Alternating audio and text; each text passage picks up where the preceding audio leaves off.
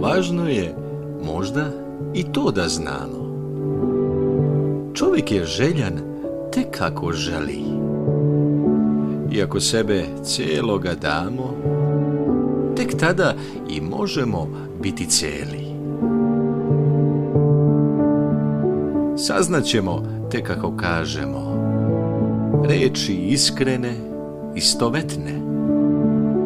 I samo onda, kad i mi tražimo, moći će neko i nas da sretne.